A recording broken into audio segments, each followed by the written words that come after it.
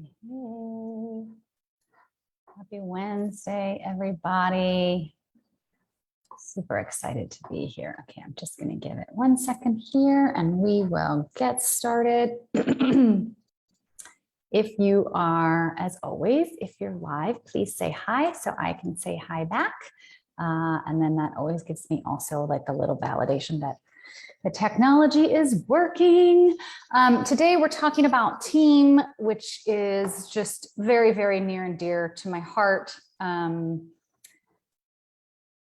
a team is a very, very big and very important part of running a business. And I think in many cases, at least in the space that I live in, where I'm working with my clients, it's oftentimes one of the hardest. And so we're going to talk today and probably a lot this year about topics related to team and how you can be a better team leader, how you can find more ease in your work with your team, and then also make sure that we're live. And then also, ways that you can utilize your team to the fullest. I really believe that working with a team in an effective way is one of the easiest ways to grow and scale a business. Okay, I see myself now, finally. All right, so I think it's one of the easiest ways to grow and scale a business. And yet, I think introducing a team to your business, or if you're new to having a team, or growing your team or expanding your team, or just spending more time focused on team, I think that team can really also add an additional sort of area of work to your plate. So it goes both ways, right? If you want to grow and scale, I think it's really important to have team members. And that on the one hand takes things off your plate. On the other hand, now you're leading a team and that adds something to your plate that's different. And it really does put us more and more over the years into that CEO role that we talk about. And so this is about developing your CEO skills and developing your skills as a team leader, which luckily can be taught. You don't have to have experience. You don't have to be naturally good at leading a team in order to do it. I personally think that, yes, there are things to do and not do, just, in general, but I also think that leading a team is more of an art, less of a science, less of a formula, and particularly because well, all of us who are business owners we have a lot in common. A lot of businesses have things in common across the board. Teams and businesses are also unique, just like business owners are unique. And I think it's really important to recognize that when you're looking at your team, and to think about what makes sense for this business, what makes sense for this business right now. What might make sense for my team in a year has absolutely nothing to do with what we need to be doing right now. So even though I might want to make a good decision about team from a team aspect, it has to still meet my team and my business where it is right now and the goals that I have for myself. So all that is to say, I have to speak in general terms today because I'm doing a live, and this is really my opportunity to share knowledge with you around running a team. But you do please, as always, filter this in and take what applies to your business and leave the rest. And when we talk about some of these questions, you're going to have to tweak these questions, or these 3 things we're talking about today. You will have to tweak them for your business and for your specific team, based on where your business is today, based on where your team is today, and based on what the business itself needs.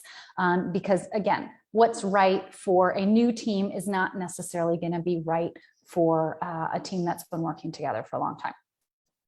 Okay. Hope that makes sense. Let me know. Great. Okay. So what we're talking about today is things that you can do for your team. I think so often, and I can go down this road too. I think a lot of times when we think about best practices for running a team and having a team and making our team better and improving on how we work together as a team, we're always often thinking about what we as business owners can delegate and take off of our plate to free ourselves up to go off and focus on generating or money generating activities. And that's absolutely a best practice. That's a big reason why having a team will help you run your business more smoothly and help you scale, I think, quicker.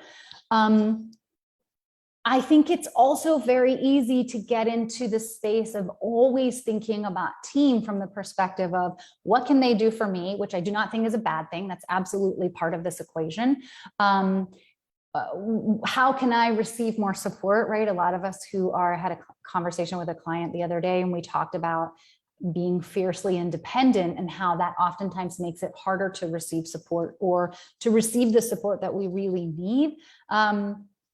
And how oftentimes we will be disappointed by the support that we set out to receive because we're just kind of used to always doing it on our own, maybe because we didn't receive what we needed as children in some way, shape, or form.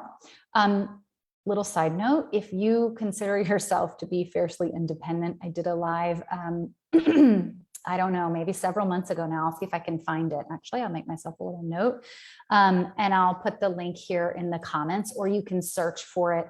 All of our lives go into the featured section at the top of the page when you go into the Facebook group. So you can search for that. But I did a live about, I think it was called Success Tips for the Fiercely Independent Entrepreneur. And I think that's a lot of us.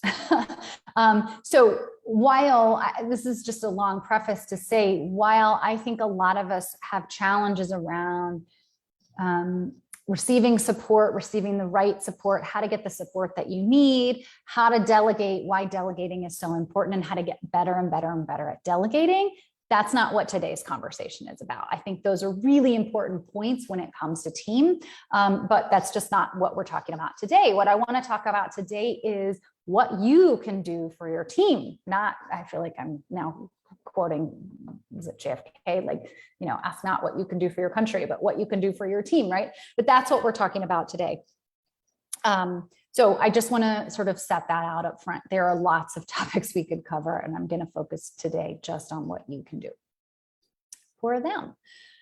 And the other thing I want to say before we jump into the three things, the other thing about team and people, so I remember back when I was in my 20s and I was in graduate school. So I have a master's degree in organization development, which is essentially taking all the behavioral sciences, so like psychology and sociology, and applying that information, that sort of lens, to groups and organizations, specifically corporate, government organizations, and nonprofits and small businesses. And so that's what I went to school for. And one of the things that we were taught in graduate school was how to look at organizations from all different layers, right? So you can look at the lens of only the financial aspect of an organization to assess it, right? To look at its health, to determine what changes might need to be made, what direction the business is going in, how they might reach their goals faster, right? So you can look at a business from all different aspects, and this is part of how we were taught to look at organizations. And one of the most important aspects of a business is people, and people are all around the business, right? Like we can think about people from the perspective of external to the business, where it's like the environment that the business sits in. You can think about it from the perspective of clients and customers, where they're related, but they're also not part of the business. And then you can look at internal to the business. You have to look at the business owner, and especially in our case for small businesses, looking at the business owner and looking at the team. So much of the reason why we all had jobs coming out of school is because the people aspect of business is perhaps the hardest part. And so my graduate school professor, I just remember him always saying like, man, this business would be so great if it wasn't for the people, right? Which of course, businesses are people. And I think, you know, it's so easy to look at some of the big businesses and corporate companies, global organizations, and say like, you know, the corporate greed, and to get all mad at them. And there's certainly like a lot to learn and not follow in their footsteps, but businesses are people. They're still people, and that's people serving people, right? And while I think a lot of times those of us who are small business owners, we get a lot closer to our customers and our clients, and we're able to do things in ways that big organizations can't. Ultimately, at the end of the day, the reason I had a corporate career, the reason all of us are in business has to do with people. You can't escape the people, right? Of course, that was a joke, but I still think it's, you know, you can talk strategy all day long. You can look at the dollars, you can innovate and create great products, but if you don't have the right people involved, or the right people aren't buying what you have to offer, you're never going to be successful, right? So people are super, super, super important. It's probably the biggest investment you'll make in your business at some point, I really think. And it might be the biggest investment you make financially. It depends on the makeup and the business model that you have, but for sure, the more time and energy and attention you devote to your team, I promise you, you will receive it back. At least double. So I want to preface this again with just reminding you that running a team is not easy. It can be a lot of fun. I personally love having a team. I thrive and I am able to work better when it's not just me. I'll be honest, after years of being in corporate and working on teams, I loved having a little bit of time just to myself where it was just me, but I know the way that I operate, and I do better when I work as a part of a team. Not everybody's like that. And if that's you, and that's what makes it hard for you to run a team, I hear you and I support you. And hopefully today will be helpful for you. Okay, I'm just going to quickly check the comments, and then we are going to jump into those 3 things that you can do. Oh gosh, super excited to be here. I'm just going to give it. What is happening here? Sorry. And we will get started. God, you guys. Sorry, oh gosh, I have so much going on right now. What is happening? What is happening? Nothing is closing. Okay, technology issue solved. I'm still seeing myself online. I'm just not seeing your comments, so I apologize if you're commenting. I will come back to you and respond to your comments at the end. Okay. So what can you do for your team, right? What can you do for your team that when you invest time, energy, money, attention, focus, whatever it is, into your team? Again, this is about a win-win.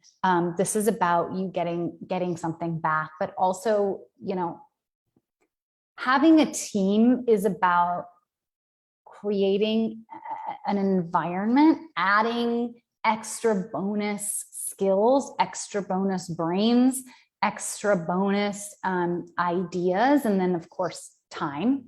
And man hours, people hours to your business.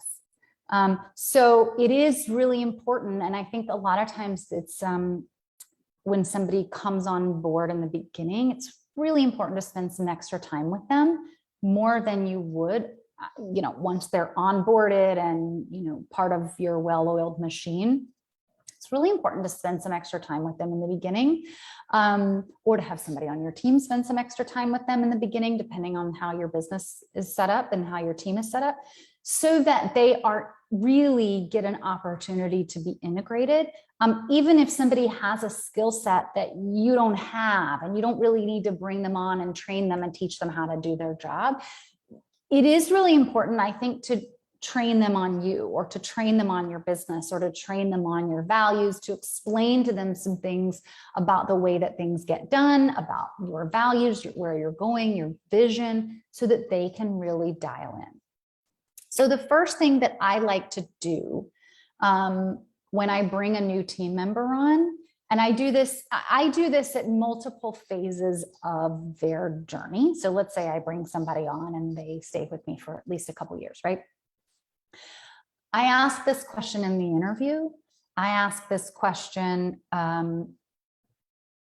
within the first couple of months to sort of get a sense of where they are as they've started to integrate and kind of get grounded in the work.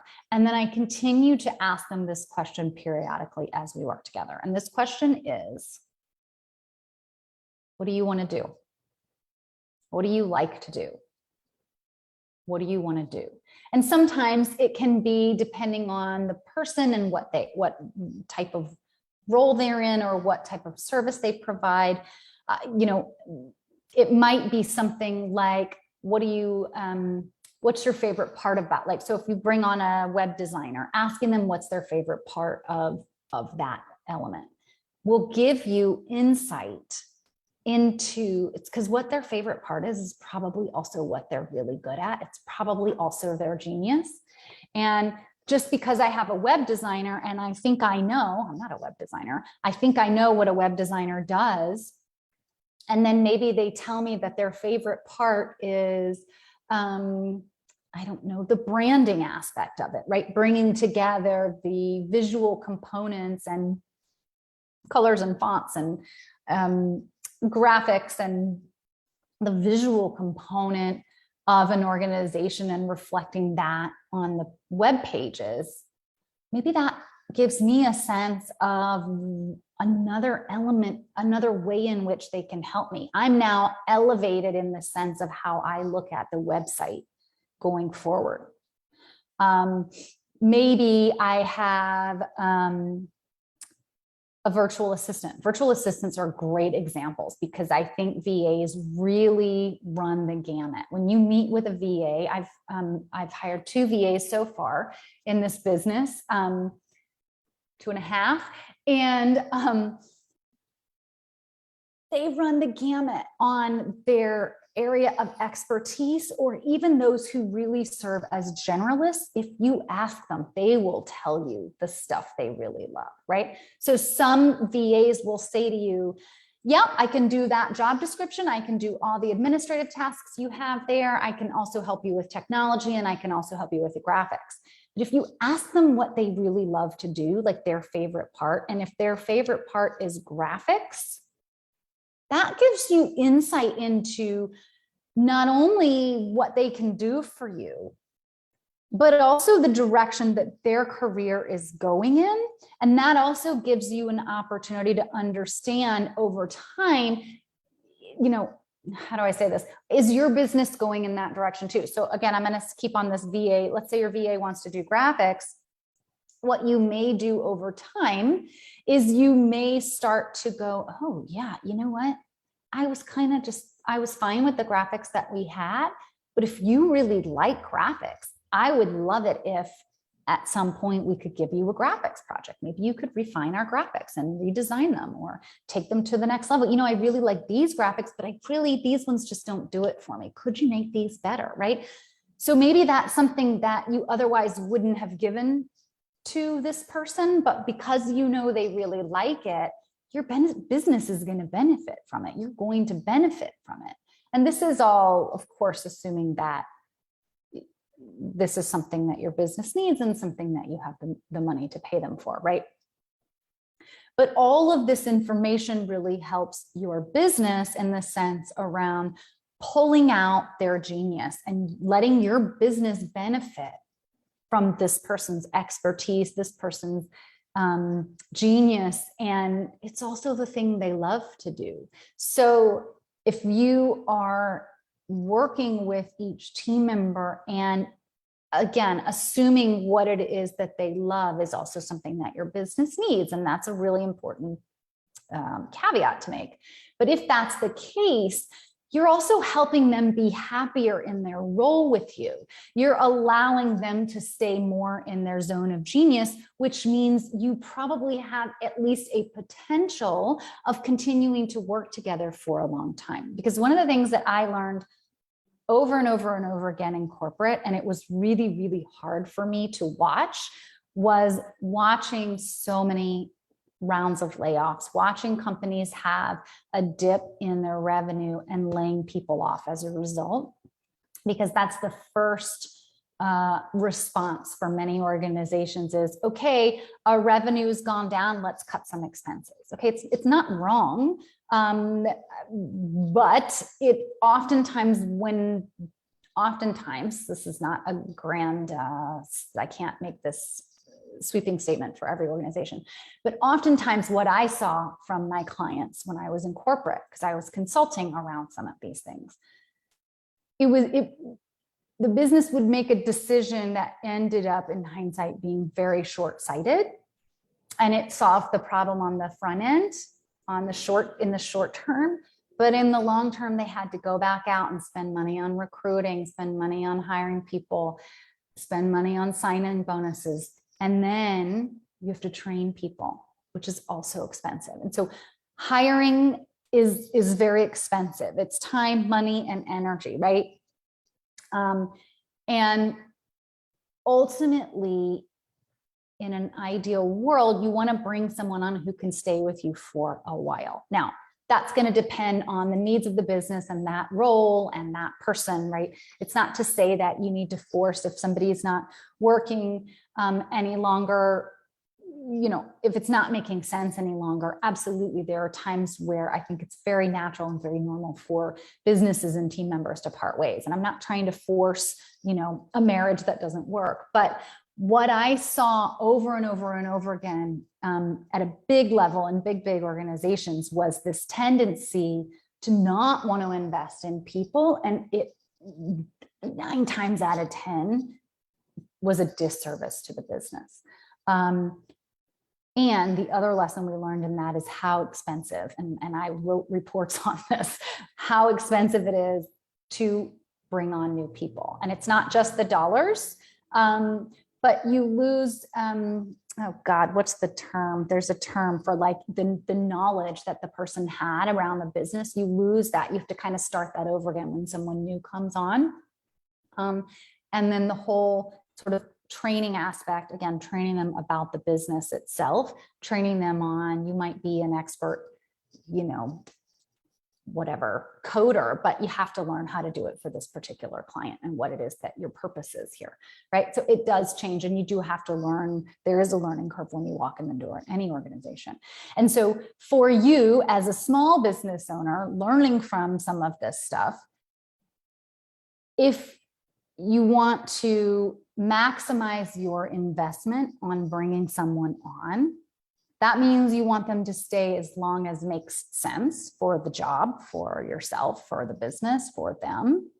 And you want to be able to continue to like compounded interest. You want to be able to continue to benefit from their tenure with your organization, because the longer they stay, the more they're going to, in general, serve the business. And so your time and your money and investment on the front end will really serve you on the back end, or as you go forward. When you take the opportunity to really put their happiness on the priority list. It doesn't have to win out. And this is where, again, it's important, just because somebody wants to do graphics, if you already have graphics set up and they don't need to be improved and there's no reason for that, then that's a mismatch, right? And it's okay. And I think it's really important to say, oh, cool, that's great. Unfortunately, we already have like that part set up. So I'll just need you to, to keep running the same graphics every week, or whatever it is that you do with your templates and your graphics, to be honest with them about that, right? And then to say in the interview, is it okay with you? Do you also enjoy the other aspects of the job, right? Because if they really want to focus on graphics, and that's the long-term vision of where they want to focus, or if they say, no, actually, I really like having this variety, but you asked me my favorite, then that's my favorite. But that's not the direction I want to go in. I like to have all these different aspects of work, then that gives you a sense, right? But if you're having that conversation in the interview and you know that that's their goal, that that's ultimately where they want to go, they're probably not going to be a fit for your organization for very long, right? So from the interview process, that is helpful information for you to understand fit. And then as you go through your time together, understanding and knowing what it is that they want to do always serves everyone involved. Because if you can benefit from their skills, why not? Or if their skills aren't something that you need, at least everybody is being honest about that. And maybe you might build in some other sort of structure for them in the long term. So if people enjoy working with you, if people enjoy the work itself, yes, they'll be happy, which means they'll stick around, which means you have a lower level investment of time and money to bring on new people to replace them. But it also means that you get to benefit from their genius, because if they're doing something that they really love, if they're doing something for your business that they're super good at, they're probably also going to make really great recommendations in that area for your business. So you may end up with absolutely amazing graphics when you would have otherwise been okay with kind of meh graphics, right? Or you may end up with, let's see, you may end up naturally growing your Instagram platform with very little effort because one person on your team has expertise in growing Instagram. And so your following grows because they just added a few little things to your marketing on Instagram that just were very easy to implement. And they made some really easy recommendations and your team continued to execute. And that helped grow your following, right? Maybe that wasn't the number one thing that you wanted to do, but it was a very easy way for your organization to benefit from their expertise, right? Okay, so what do you want to do? Just gonna check the comments. I don't think I'm getting anything. I can't see. Sorry for those of you who are on. I can't see you. Okay, so what do you want to do? And again, I ask that question on a regular basis. What are you, and you can, ask, what do you really enjoy? What's your favorite part of the job? Is there any, and I also sort of take that out for my team and I ask them, to keep me updated on anything that they see in the business where there's some place that they would like to help with. Maybe it's something that I'm doing and I haven't delegated, or maybe it's something that nobody's doing and they're like, man, if we just had somebody doing this, I happen to be really good at it and I know how to do it, it would really help us grow our following, or it would really help get the word out for this particular event, or it would really, whatever, right? Help the organization to grow. And so when you open up those doors of communication and people feel safe and comfortable sharing what it is they really want to do with you, you're always going to benefit. And let's just pretend they share with you what they really want to do, and it's not a good fit for your business. It's not something that you need. I'm trying to think. Okay, so maybe I have a team member who is like a TikTok specialist. And that's like something they're really good at. They know how to grow businesses using TikTok. Well, I'm not using TikTok. Maybe I could have a consideration for adding that to our, marketing strategy, but I'm not even, I've literally never been on TikTok. Like, I just know it has to do with videos. I really don't know anything about it, right? Full disclosure. And I know people that run their businesses on TikTok, but I don't. And so that may not be something that I'm ever gonna do.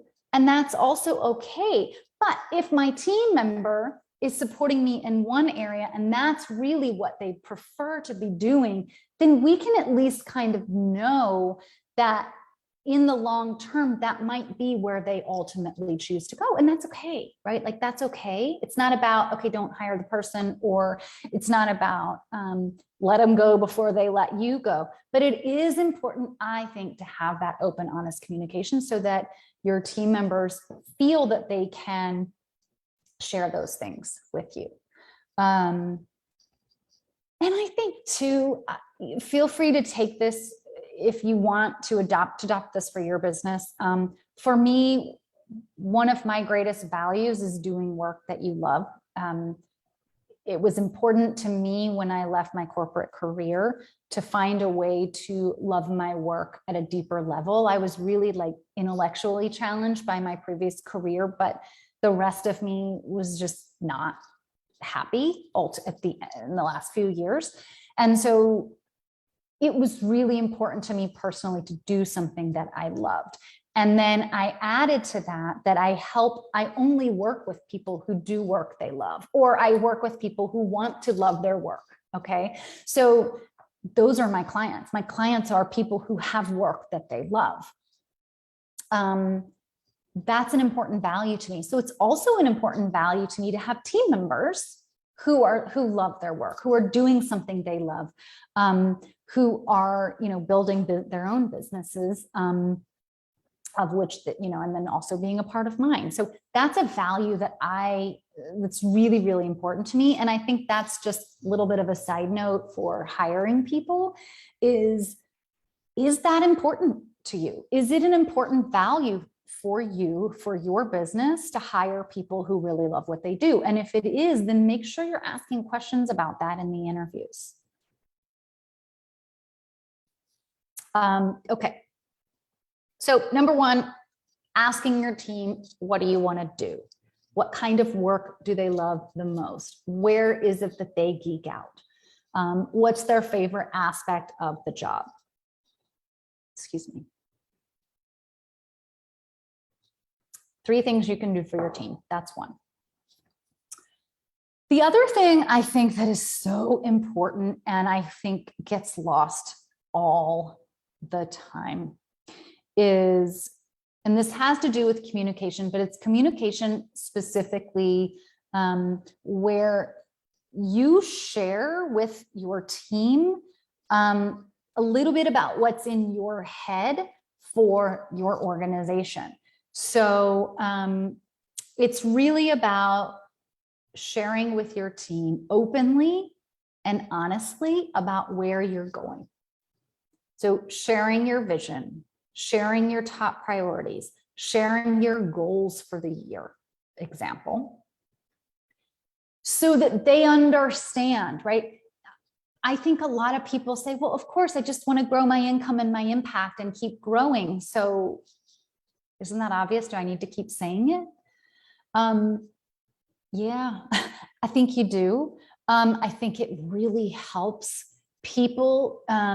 One of the reasons that one of the cons for me in my former career was I was not deeply personally connected with the missions of many of my, because I was a consultant. So I worked in, I had, different jobs, employers, but I also within each employer, I might work at, 3 to 4 companies per year, depending. Sometimes I worked at the same company for a whole year, but as a consultant, you move around, right? So I was in lots of different organizations.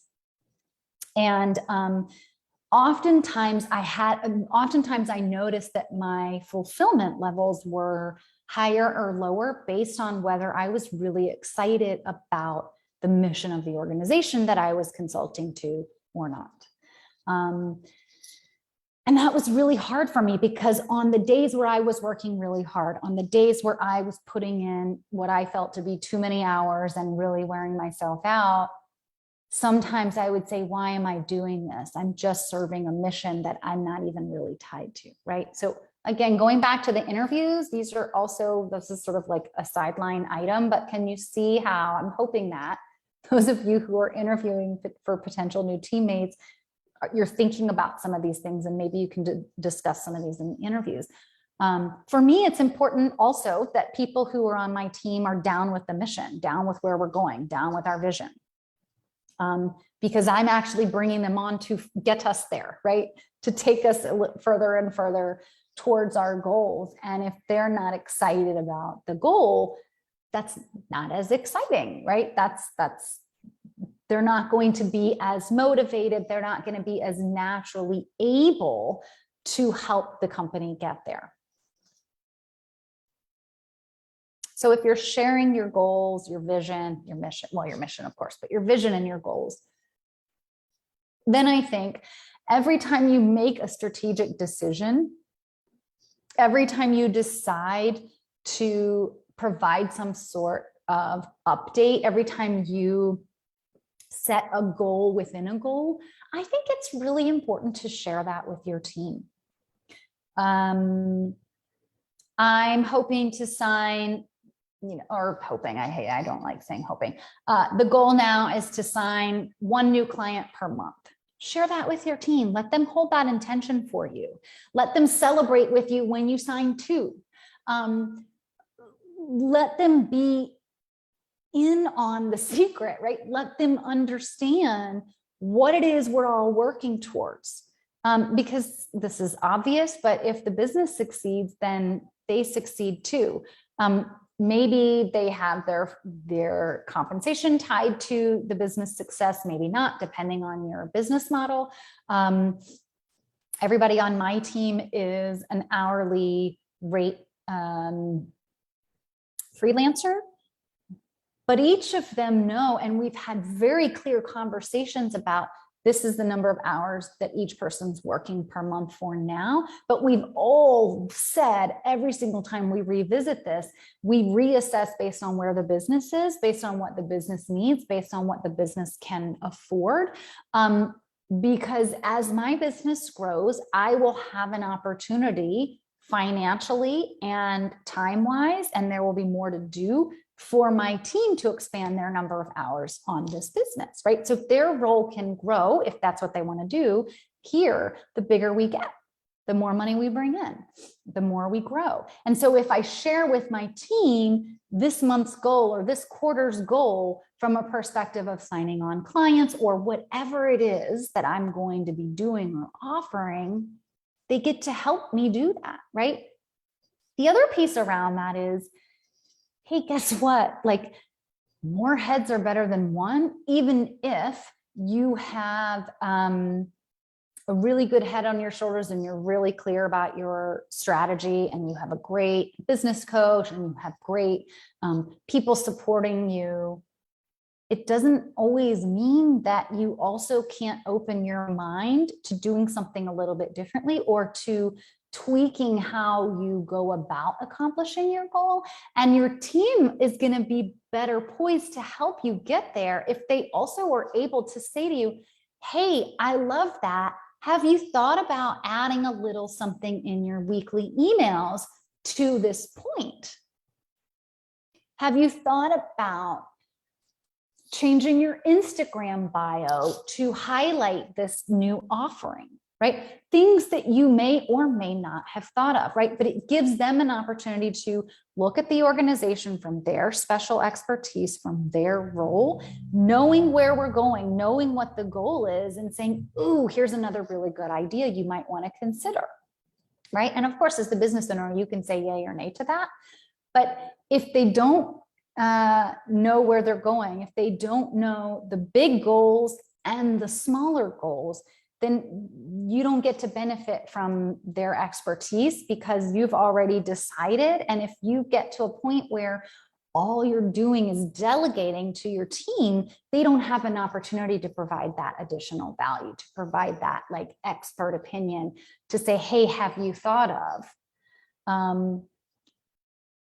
Because you kind of did it all in your head and then delegated the tasks.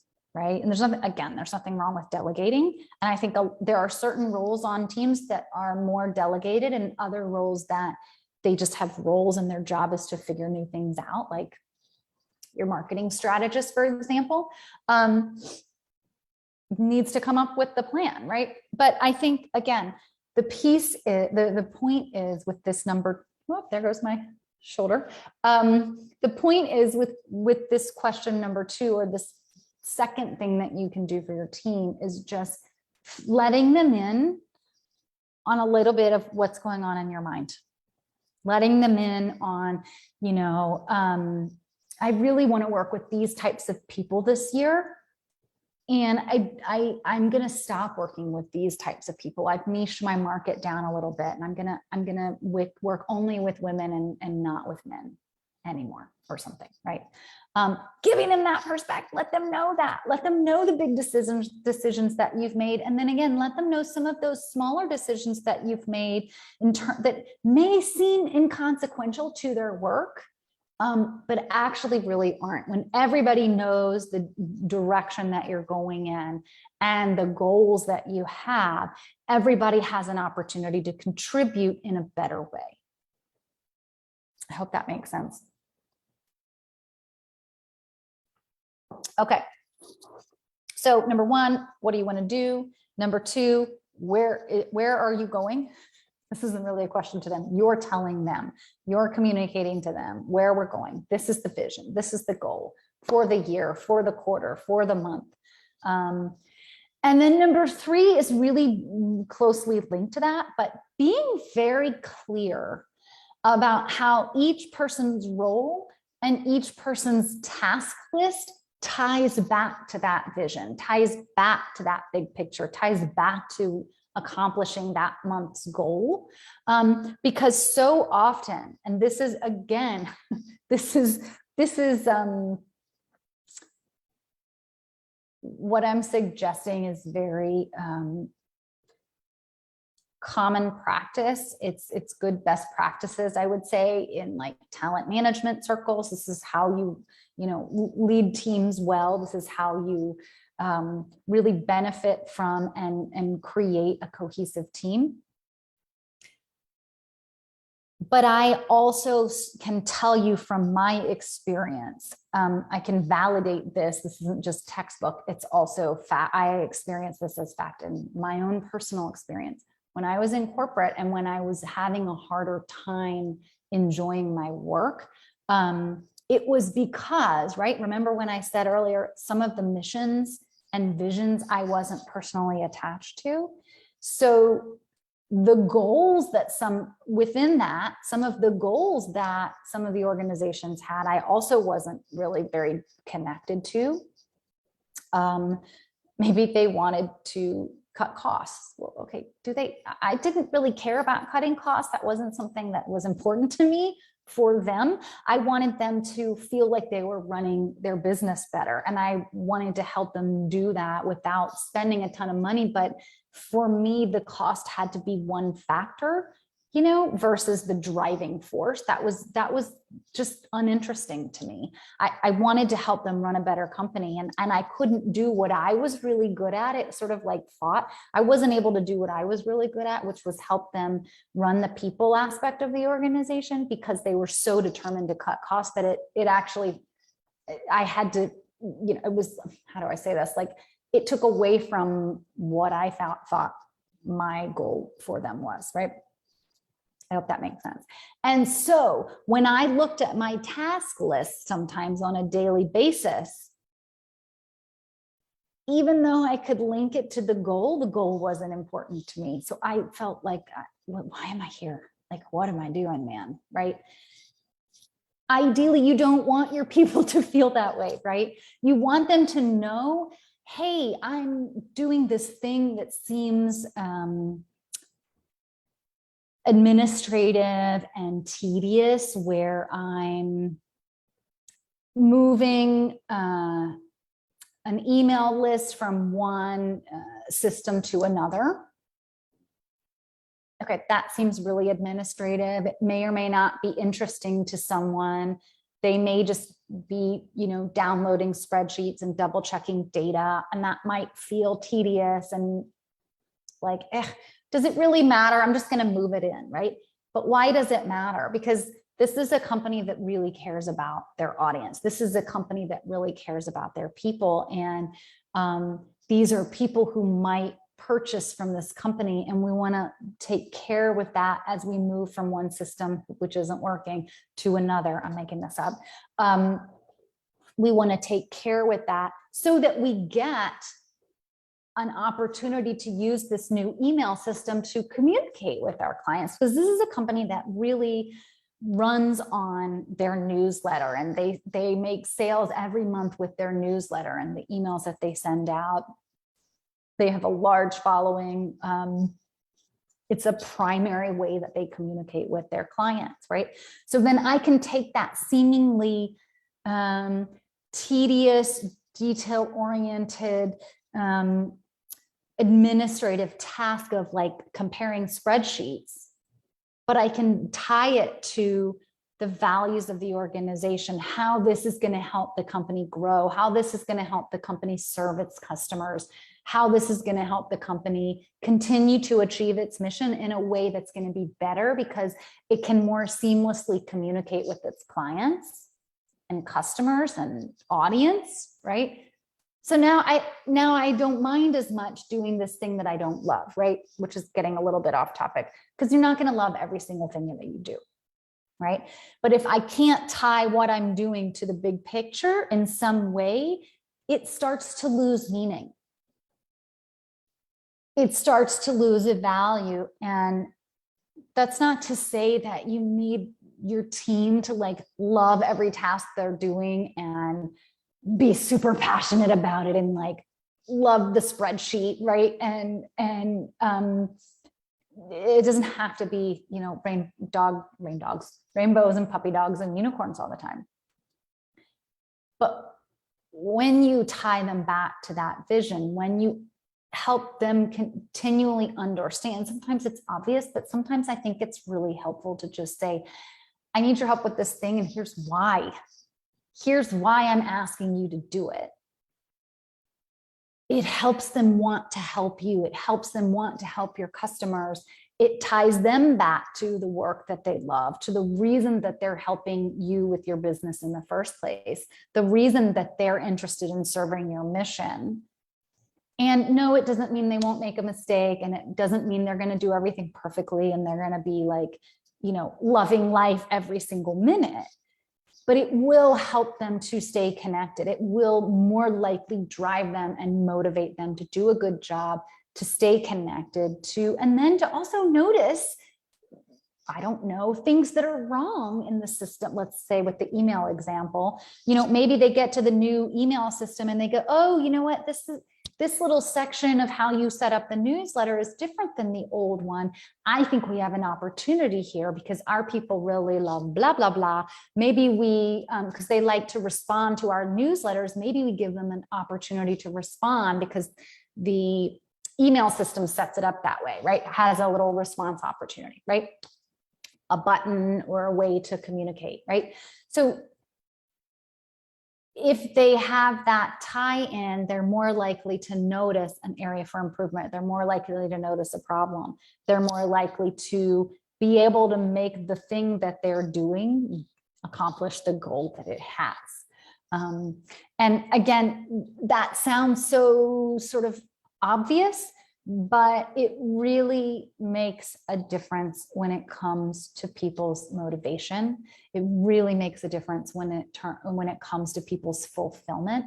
And if people are really enjoying working in your organization, they're naturally going to want to help you. They're naturally going to want to help the business. They're naturally going to be different than I was at the end of my corporate career. I actually really loved very many aspects of my former career, but ultimately I wanted to be more close to the people I was helping. And I felt very far away from missions, and I felt very far away from, and then some of the missions I just wasn't lined up with, right? But most likely people who came onto your team are lined up to your mission. They're interested in where you're going. The more you can tell them, the more you can share with them, the more they're going to be able to enjoy themselves, and the more they're going to be able to support your business. And again, this is about one of the things that I saw so often in corporate was that people weren't always happy in their roles, and they weren't given an opportunity, or they weren't given an authentic opportunity to voice their opinion. And when you open that door of communication to say, hey, tell me what you want to do. If I find an opportunity, I will let you do this in my business. They feel cared for, they feel appreciated, they feel part of something. And then if they are really part of something, they're going to help it go where it's going, right?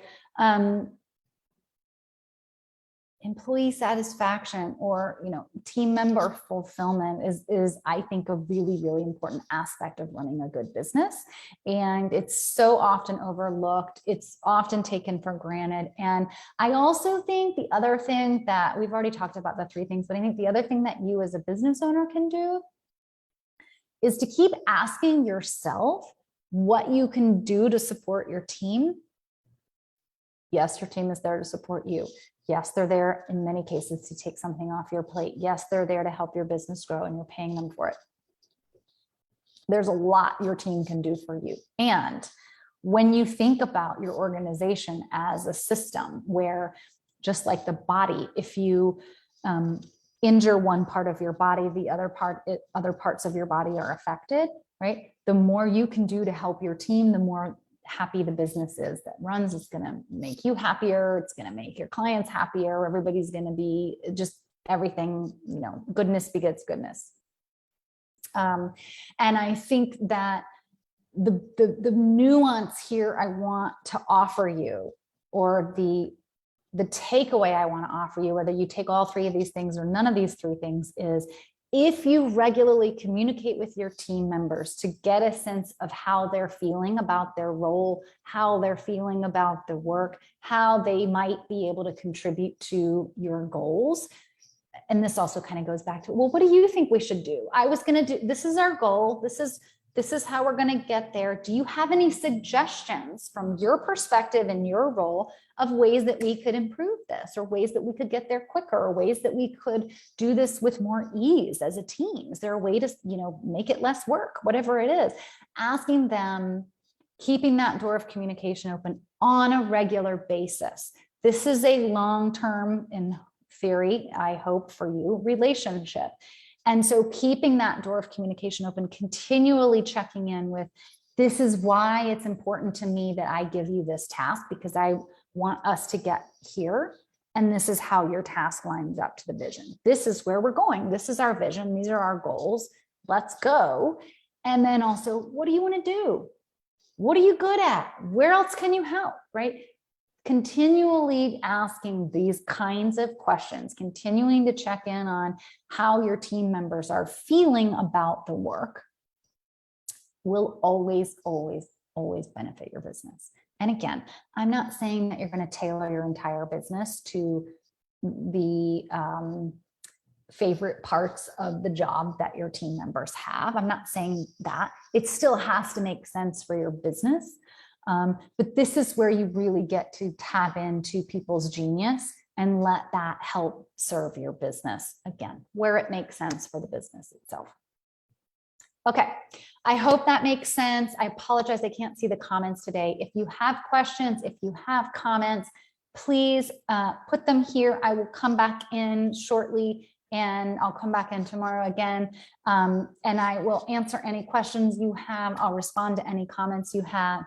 I'm going to be, this topic, like I said in the beginning, I'm going to be sharing information about team forever. So if you have a specific topic, or if you have a specific question about your team, or about something that you're challenged with around team, please let me know. You can send me a private message, make a request for a specific topic around team that you'd like me to talk about, and I'll add it to my list of lives. I do that a lot based on just what kinds of questions people are asking. So please, please, please let these lives be for you, and get out of it something that you would like to get out of it. So if you have a question, please feel free to propose. I'll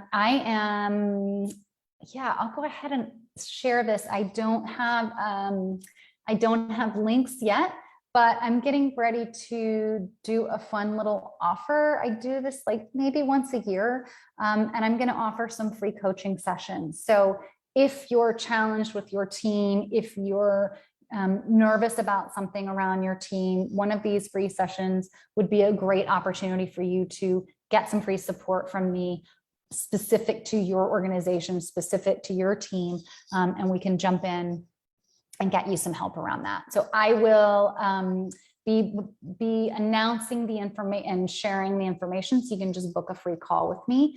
This is different than a discovery call. This is simply free coaching. I will be offering it for a limited time. It's just something really fun. We've got a lot of new people here in the group. I'm really getting excited about the opportunity to meet with new people and really expand my impact and serving some more businesses. And yeah, it's just a really big part of what I'm doing this year. So stay tuned for free coaching. If you're interested in free coaching, drop a note here in the comments and I will get the information directly to you first before we announce it to the public. So I'm announcing it here in the group. I'll share the link with those of you who are interested. I'll share that link with you first. And then I'll be announcing it to the group officially in an actual post with a link. That'll come next. So you guys will all get the first dibs and first opportunity to sign up before I announce it publicly and share it in all my other spaces. So this is my group. You guys are my people. I'm always here to serve you first. So anyway, get excited. I'm excited about some free coaching and I can't wait to meet some of you who I haven't met before and just see where this goes. Again, if you have questions about team that you want me to cover, please let me know here in the comments or shoot me a private message and I'd be happy to share it. Hope you have a lovely week and we'll talk soon.